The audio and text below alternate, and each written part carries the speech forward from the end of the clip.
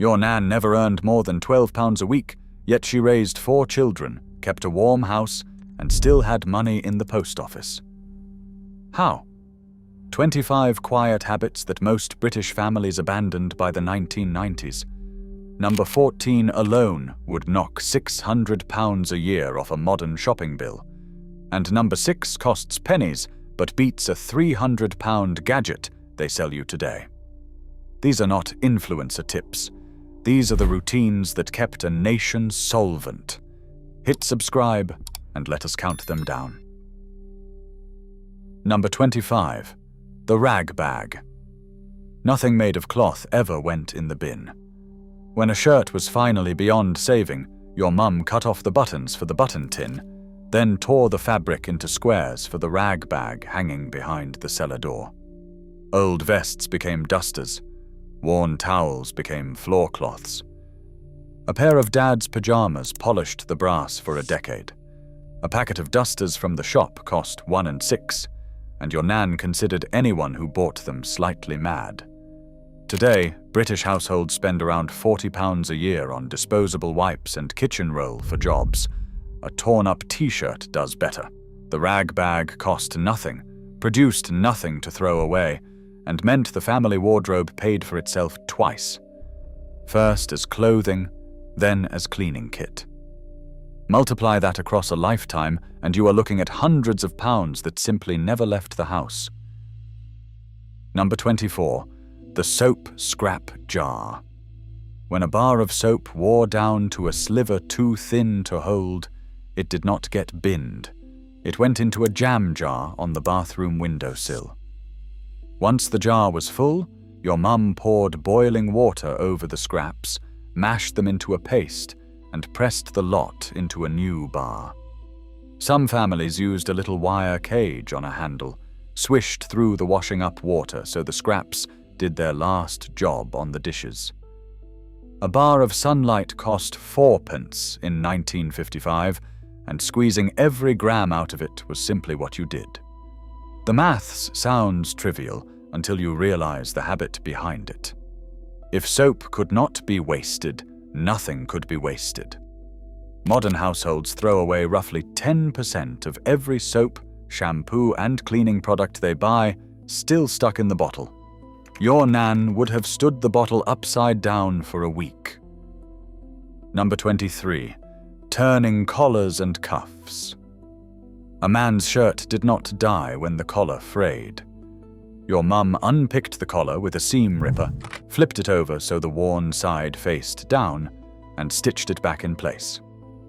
20 minutes of work, and a shirt that looked finished got another 2 years of Sundays. Cuffs got the same treatment. A decent shirt cost 15 shillings in 1958, close to a day's wages for many men, so doubling its life was serious money. Tailors charged for the service, but most women learned it from their mothers and did it at the kitchen table under the standard lamp. Today we bin £60 of clothing per person every year, most of it with one worn edge and nothing else wrong. The turned collar was invisible, cost a length of thread, and quietly saved a family the price of a new wardrobe every few years. Number 22. Vinegar and newspaper for windows. No blue spray. No microfiber cloths at £4 each. Your mum mixed a splash of white vinegar into a bucket of warm water, wiped the glass, then buffed it dry with scrunched up newspaper.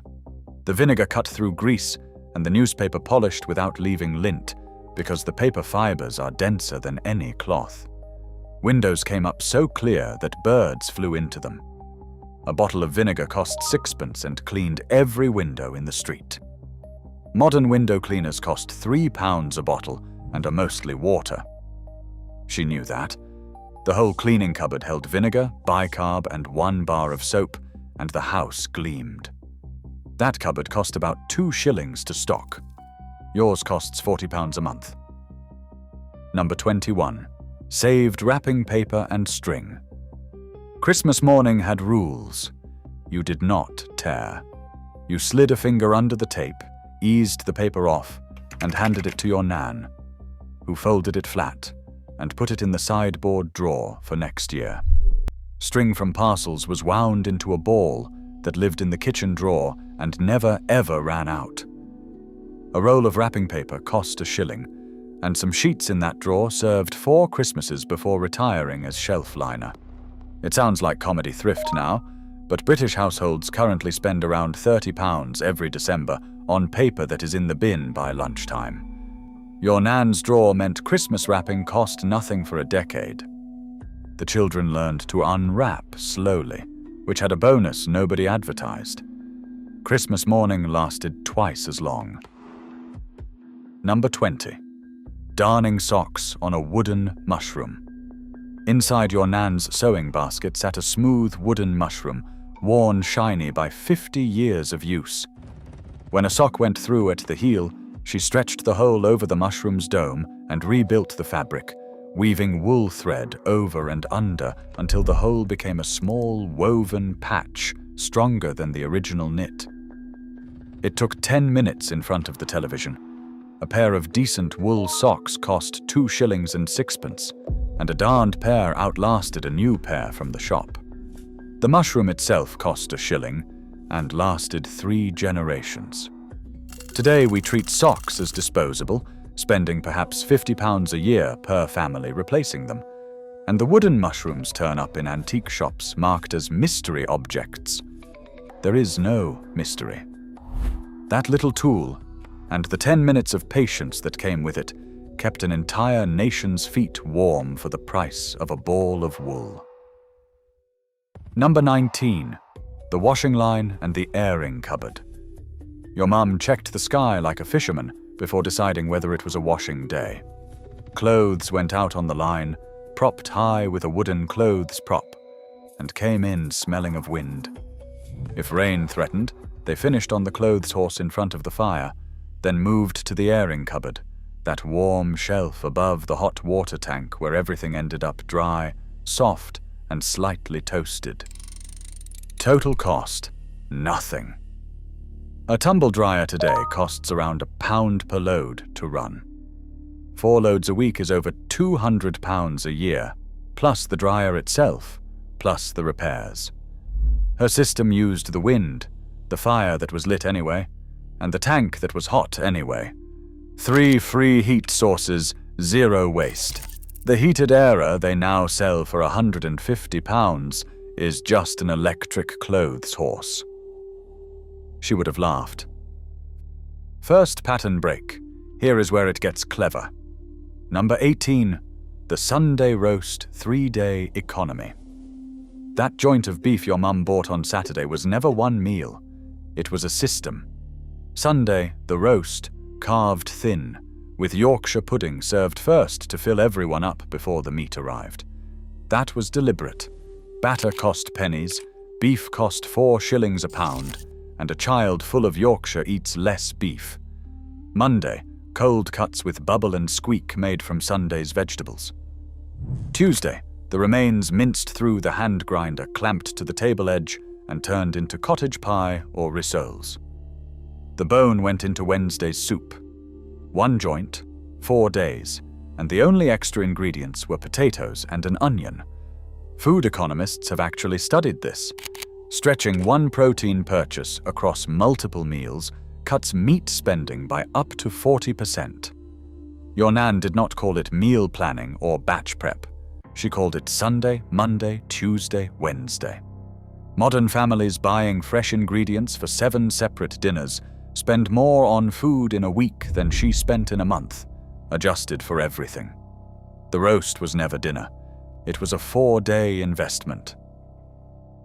Number 17. Staggered baths and shared hot water. Bath night was an operation.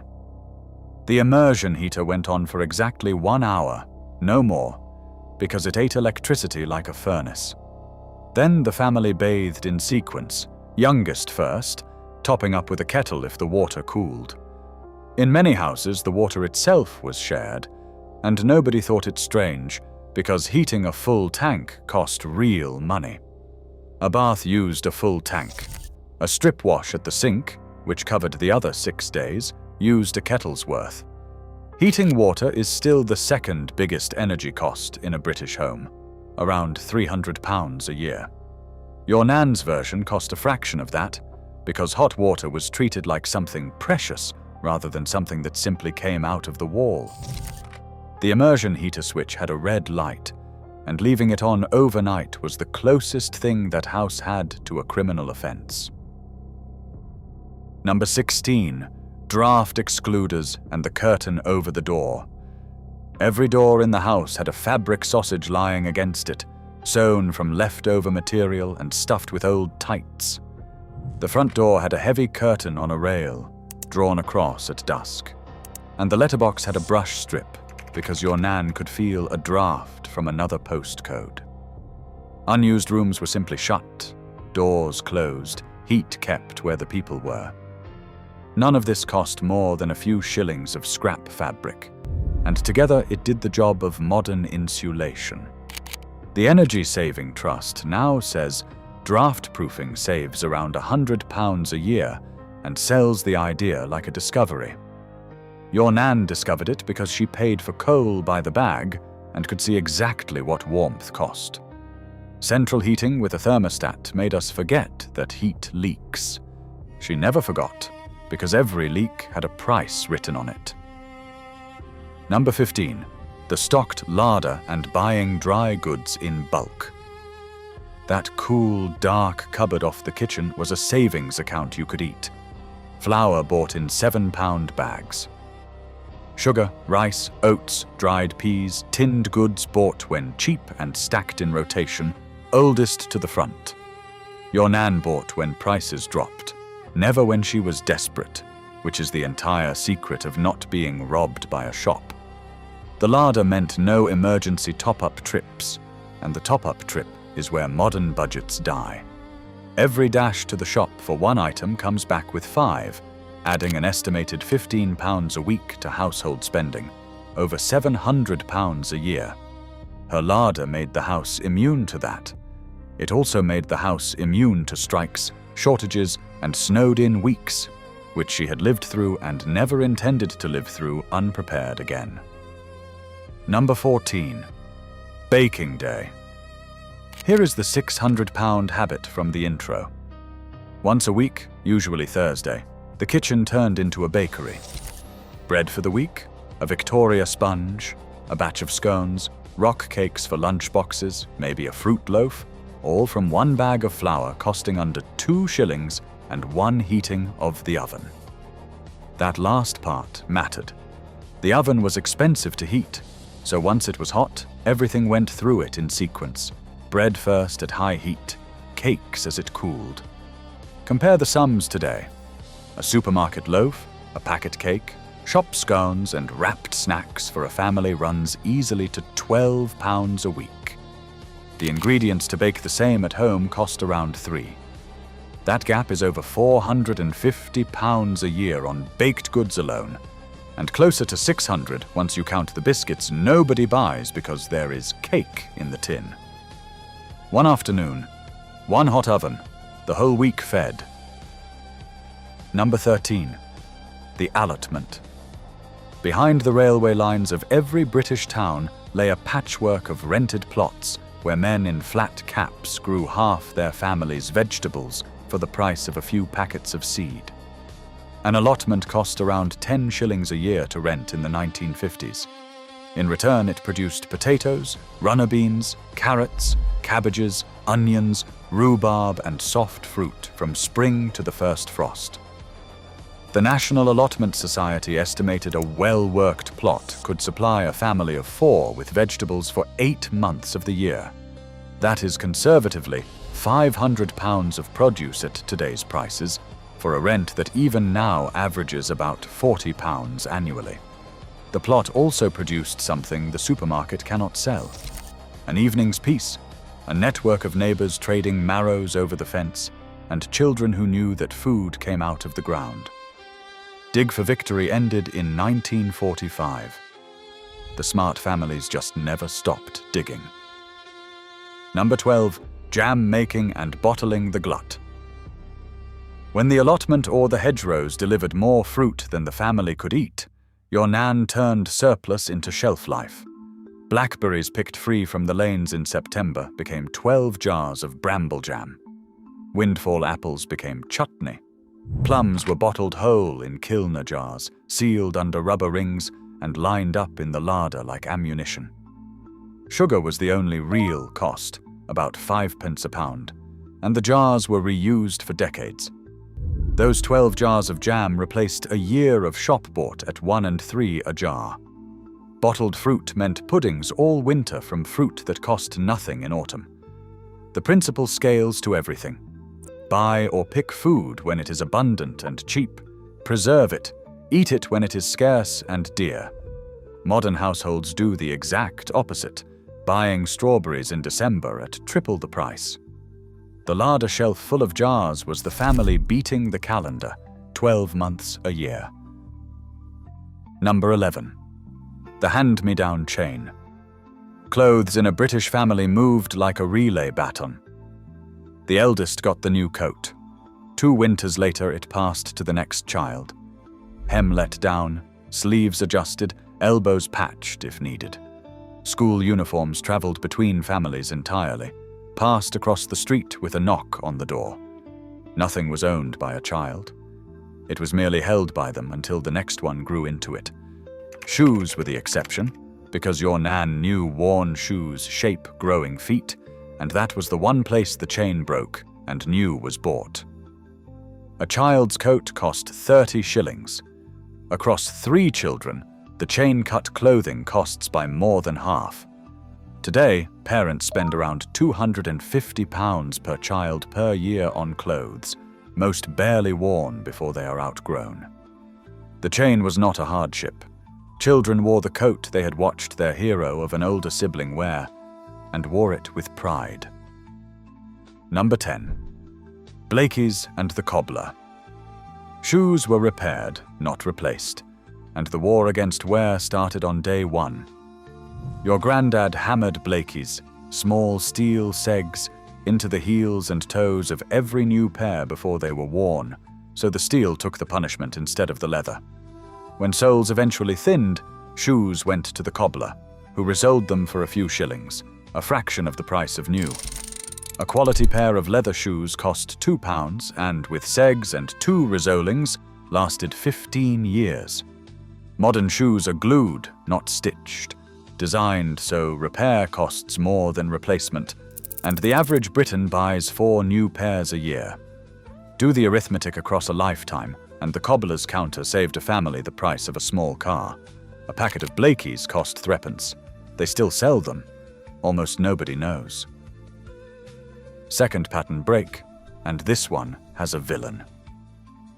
Number 9. The Christmas Club and the war on saving up. Every corner shop, butcher and toy shop ran a club. Your mum handed over 2 shillings a week from January, marked in a little card, and by December the Christmas goose and the presents were already paid for. No debt, no January hangover. The whole street saved in advance for everything, from the seaside holiday to the winter coal delivery, through clubs, the co-op divvy, and the Provident check.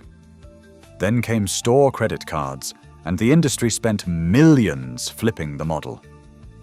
Why save for Christmas when you can have it now and pay for it until Easter? By the 1990s, the Christmas Club had all but died, and today British families enter January with an average of over £400 of Christmas debt, plus interest. The club paid no interest, but it charged none either, and its real product was discipline. The shop kept your money safe from the person most likely to spend it. You. Number 8. The 2-ingredient cleaning cupboard. Bicarbonate of soda and white vinegar. Cleaned the entire house, and your Nan could tell you the job for each. Bicarb scoured the sink, shifted burnt pans, deodorized the fridge, and lifted stains from carpet. Vinegar cut limescale, cleared drains, brightened whites in the wash and shone the taps. A tub of bicarb cost 10p and lasted months. For the tough jobs there was a bar of household soap and maybe a tin of borax. And that was the complete arsenal. Chemically, she was covered. An alkali, an acid, a surfactant. That is genuinely all a house needs, and cleaning scientists will quietly admit it. The modern cleaning aisle sells you 30 products that are those 3 things plus perfume, color, and a spray trigger at 400% markup. The average household now spends over £150 a year under the sink. Hers spent about 5 shillings, and her oven was cleaner than yours. Number 7. The housekeeping tins. Payday was Friday, and Friday night your Nan sat at the kitchen table dividing the wages into tins. Rent in one, coal in another, insurance man, food, gas meter, and one marked holidays that nobody touched on pain of death. Some used labeled envelopes, some old tea caddies. But the system was the same. Every pound had a job before the weekend started, and when a tin was empty, that spending stopped. No overdraft, no rolling it into next month. The gas and electric meters took actual shillings, so even energy was pay as you go, and you watched your money burn in real time. The tins were free, sat on the mantelpiece, and enforced themselves. You cannot argue with an empty tin. The bank cannot charge you for looking in it either. Number 6. The hot water bottle. Here is the £300 gadget killer from the intro. Nobody heated a bedroom overnight. Bedrooms were cold, and the answer was a rubber hot water bottle, filled from the kettle at 9 o'clock, and pushed down the bed to warm the sheets before you climbed in. It cost about 3 shillings and lasted 10 years. The physics are unbeatable. Water holds heat better than almost any substance on Earth, and you are heating 1 cubic foot of bed instead of 1,000 cubic feet of room. Running a radiator in a bedroom overnight costs upwards of £1 a night through winter, well over £100 a season per room. The electric blankets, heated throws, and plug-in radiators now sold for this problem run to £300 with the electricity to feed them. The bottle needs a kettle and 30 seconds. Cold room, warm bed, deep sleep. Doctors now say that combination is actually ideal. She knew. Number 5. Unraveling and re-knitting wool. When a jumper was outgrown or worn at the elbows, your Nan did not bin it. She unpicked the seams, found the end, and unraveled the whole garment into crinkly yarn, winding it around the back of a chair into skeins. A steam over the kettle relaxed the kinks, and the wool was reborn as a new jumper, a smaller cardigan for the next child down, or mittens and a scarf from the remnants. Wool cost real money, around 2 shillings an ounce, and a jumper held 10 ounces of it, so the fibre was the asset, and the garment was just its current shape. One purchase of wool could pass through 4 garments over 15 years. Fast fashion trained us to see clothes as finished products with one life.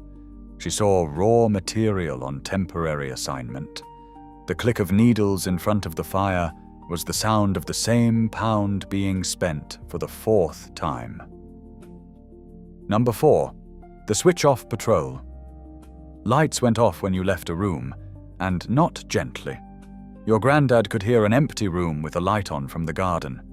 The fire ran on 1 bar unless there was frost, 2 bars meant visitors, and the television warmed up only for programs chosen from the radio times in advance, not for background noise. This sounds like meanness until you see it as metering. Every appliance had a known cost per hour, learned from feeding the meter, and using one was a purchasing decision. Modern homes run on standby, with televisions, consoles, and chargers drinking power around the clock, costing an average of £55 a year for nothing at all. Add the empty lit rooms and the always-on heating, and the patrol was worth a couple of £100 a year in today's money.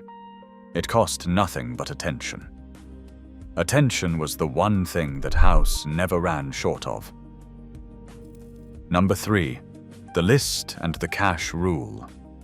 Your Nan shopped with a written list, a purse of cash, and a running total kept in her head to the penny. The list was written from the week's menu, planned on Sunday, so the shop could not decide her dinners for her. Cash meant a hard ceiling. When the purse was empty, the shopping was finished, which made every impulse item a visible decision to put something else back. Supermarkets are engineered to defeat exactly this. End-of-aisle offers, sweets at the till, bakery smells pumped to the door.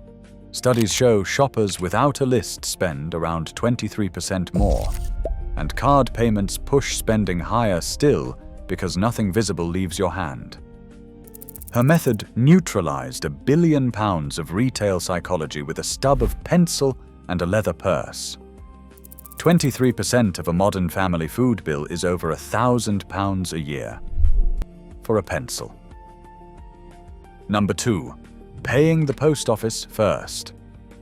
Before a penny was spent, something went into the post office savings book, even if it was only half a crown. The book lived behind the clock on the mantelpiece, and watching the total creep up in careful copperplate handwriting was a quiet family sport. This was saving as a reflex, not a leftover. Money saved on payday is money you never learn to live on, which is the entire trick, and it is why those families produced deposits for houses on wages that look impossible now. The habit had a second edge. With savings behind the clock, the family never paid interest, because emergencies were met with their own money instead of borrowed money at 30%. Half the thousands these habits saved came not from spending less, but from never paying to borrow. The savings book was armor. Every entry in it made the family harder to knock down. And number 1, the repair first reflex. Above everything else sat one question, asked automatically before any purchase. Can it be mended? The kettle got a new element. The chair got glued and clamped. The fence got a new post, not a new fence. Inside most houses was a drawer of fuses, washers, screws, and valves, and a husband or wife who would have considered calling someone out for a dripping tap an act of madness. This single reflex is the engine behind every entry on this list, and it is the one we lost most completely. Manufacturers noticed, and modern goods are built sealed, glued, and unrepairable on purpose because your Nan's generation was terrible for business. A family that repairs spends thousands less per decade and owns things that outlive them. The reflex costs nothing to adopt. It starts with one question, asked at the moment something breaks, before your hand reaches for your phone. Can it be mended? Usually the answer is still yes. So here is my challenge. Pick one. The list and cash rule, the hot water bottle, baking day, the tins on the mantelpiece. Run it for 1 month and count what stays in your pocket, because I tried these and the numbers embarrassed me. Then get in the comments and tell me the habit your family never gave up, because somebody's Nan out there is still turning collars, and I want to hear about her. These habits were never about being poor. They were about never becoming poor. Your Nan knew, now you do too. Ow.